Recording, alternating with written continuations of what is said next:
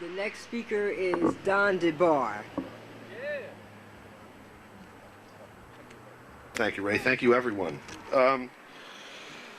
You know, here I am on the back of a truck selling something. It's so 30s, you know.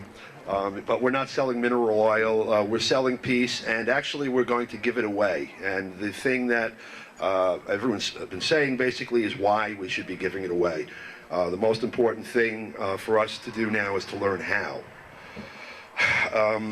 Someone referred before, I think Lorna, to all of us as the choir, and saying that we're preaching to the choir. I think we need to leave the choir for a moment and become missionaries, and not in the 19th century way where you're the advance guard for the business interests, but rather to go out and reach people's souls and tell them that there's another way for us to live together. The biggest problem facing us right now, everyone can agree, is a dictator who is the head of a fundamentalist oil-producing state that murders many, many people.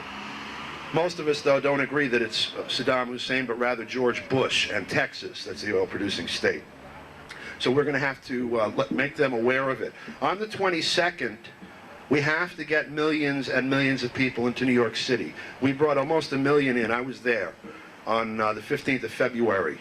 And it was very, very cold, and we were told that in the media, the way it was presented is that there was no permit for a march, which was literally true, but there was a permit for a rally. Many people were under the impression that the peace rally was illegal, and many people, I'm sure, were afraid to go, bring their children into what could be an ugly situation.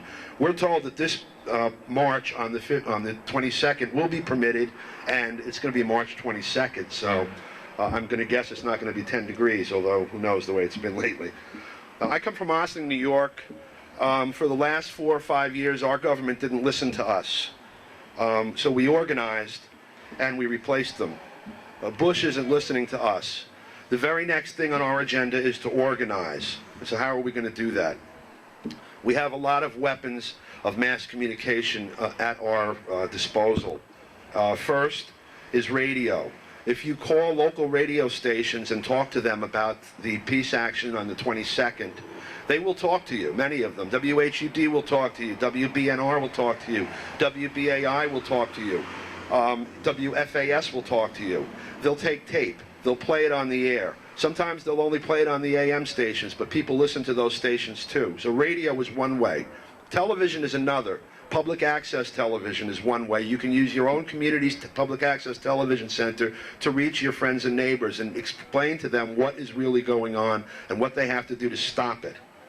You can write letters to the editor, to the North County News, to the Gazette, to the Journal News, to the Poughkeepsie Journal, to the Times Herald Record. And Times Herald Record today has 7 letters to the editor promoting peace. You can send emails to your friends if you have email. If you don't have email, you can go to your public library and ask them to show you how to get it. And you can then send emails to people and explain to them what's going on, what's at stake, and what has to be done to stop it. And finally, the best weapon of mass communication is the telephone. Most of you have it, and those of you that don't can get a roll of quarters and go use one on a corner. Call your friends.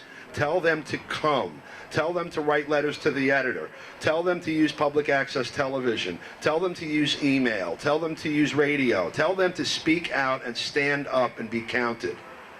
So the last thing that I want to say basically is, as our last act as a choir, I would like everyone to join together in one short song, and it's monotonal. It's a chant, basically. The people united can never be defeated.